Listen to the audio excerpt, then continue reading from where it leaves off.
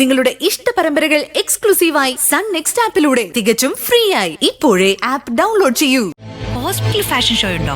അപ്പച്ചിക്ക് എന്താ ഇത്? ഹോസ്പിറ്റലിന്റെ കാര്യത്തിൽ കുറച്ചുകൂടി വിജിലന്റ് ആയിട്ട് ഇടപെടണമെന്ന് എനിക്ക് തോന്നി, അത്ര തന്നെ. ഓ, അതെന്താ അങ്ങനെ പെട്ടെന്നൊരു തോന്നല്? തോന്നി, അത്ര തന്നെ.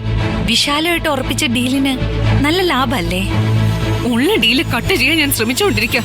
ഒന്നേരോ. അയ്യോ, അത് പാടില്ല. അപ്പച്ചിക്ക് എന്താ വിശാലമായിട്ടുള്ള ഡീലിൽ ഇത്ര താല്പര്യം? അയ്യോ, അത് എനിക്കെന്ത് താല്പര്യം? എല്ലാം നിനക്ക് നന്മയെ ഭവിക്കണമെന്നല്ലേ അപ്പച്ചിക്ക്?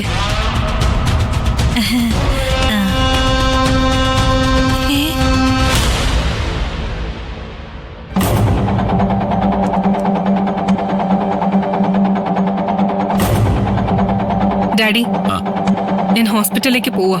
കുറച്ച് ഫണ്ട് ഫിനാൻസിലേക്ക് ട്രാൻസ്ഫർ ചെയ്യണം. എന്തിന്? മരുന്ന് കമ്പനികൾക്ക് കാശ് കൊടുക്കാതെ അവര് ചരക്ക് ഇറക്കില്ലല്ലോ.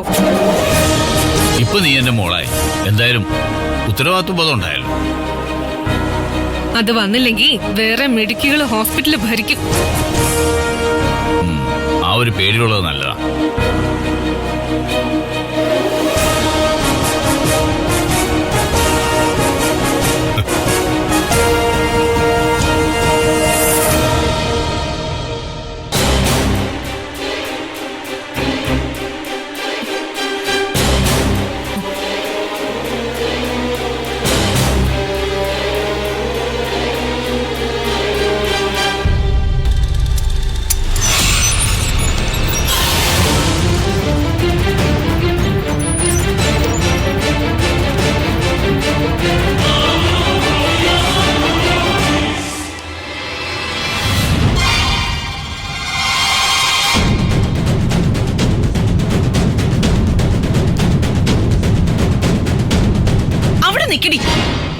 നിന്ന നിപ്പിൽ എവിടെ പോയതാ നീ? അത് ഓ, അവനെ ആശ്വസിപ്പിക്കാൻ പോയതായിരിക്കും അല്ലേ? എന്നിട്ട് ആശ്വസിപ്പിച്ച് കഴിഞ്ഞു. അമ്മയ്ക്ക് ഇപ്പൊ എന്താ വേണ്ടേ? എനിക്കൊന്നും വേണ്ട. അകത്തൊരു മനുഷ്യൻ ചങ്ക് പൊട്ടി കിടപ്പുണ്ട്. നിന്റെ അച്ഛൻ. നിനക്ക് ആശ്വസിപ്പിക്കണ്ടേ? ഇവിടെ ആരുടെയും ചങ്ക് പൊട്ടേണ്ട കാര്യമൊന്നുമില്ല. ശരത്തേട്ടൻ വാങ്ങിയ കാശ് ശരത്തേട്ടൻ തന്നെ തരും. പിന്നല്ലാതെ കാശ് കൊടുത്താ തീരാവുന്ന പ്രശ്നമല്ലേ ഉള്ളൂ. അതെ, പലിശ സഹിതം കൊടുക്കും. എന്ന് കൊടുക്കും? എവിടെ നിന്ന് എടുത്ത് കൊടുക്കും? അത് അമ്മ അറിയേണ്ട കാര്യമൊന്നുമില്ല. ആ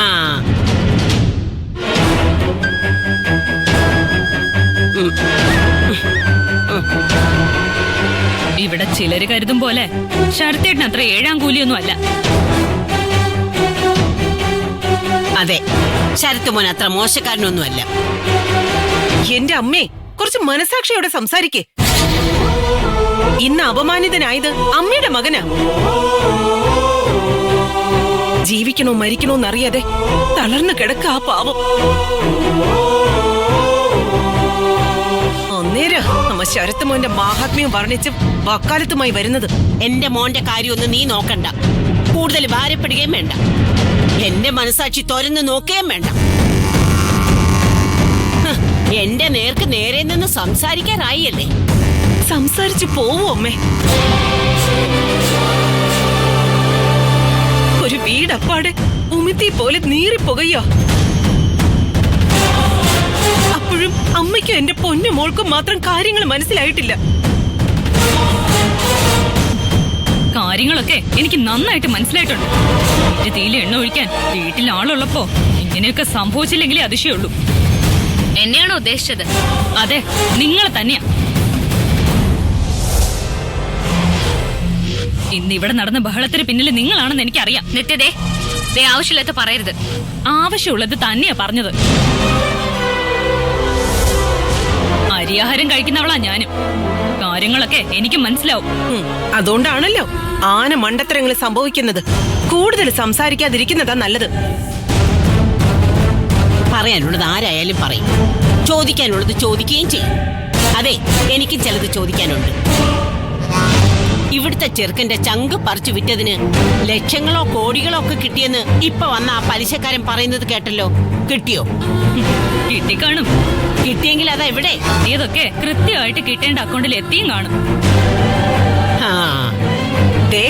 ഇവിടെ നിന്ന് കന്നന്തിരിവ് പറഞ്ഞാലേ അടിച്ചു നിന്റെ കരണം പോയിക്കും ഞാൻ. നീ ഉദ്ദേശിച്ചതൊക്കെ എനിക്ക് മനസ്സിലായി. മറ്റുള്ളവരുടെ ജീവനും ജീവിതവും ചോരയൊക്കെ ഊറ്റിക്കുടിച്ച് ജീവിക്കുന്ന ചില ജന്മങ്ങളുണ്ട്.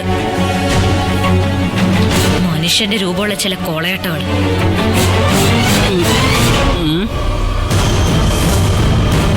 ഞാൻ ഉദ്ദേശിച്ചത് ആരാണെന്ന് നിത്യക്ക് കൃത്യമായിട്ട് മനസ്സിലായി കാണുമല്ലോ. പക്ഷെ ഞാൻ ആ ഗണത്തിൽ പെടത്തില്ല. അതിന് കാരണം വേറൊന്നുമല്ല.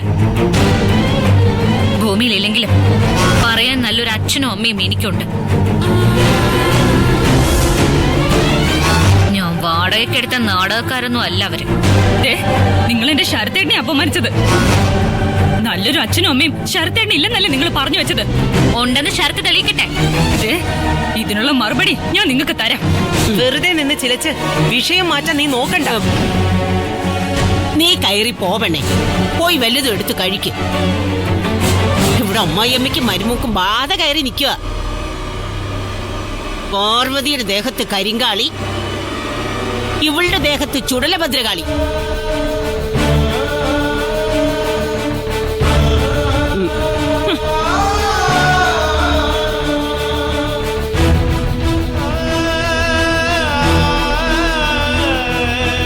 നമ്മളിനി എന്ത് ചെയ്യും മോളെ?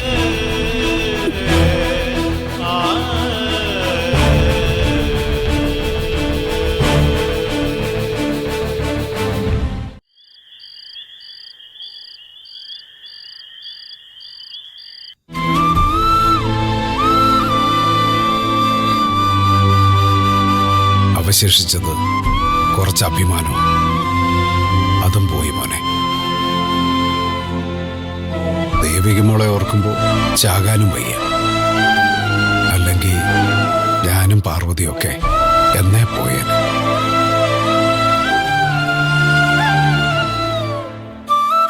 ദേവിക മോളെ ഞങ്ങളെ ഏൽപ്പിച്ചിട്ടല്ലേ മോൻ പോയത്. അവളിപ്പോ ജീവിക്കുന്നതും ഞങ്ങൾക്ക് വേണ്ടിയാ. അച്ഛാ,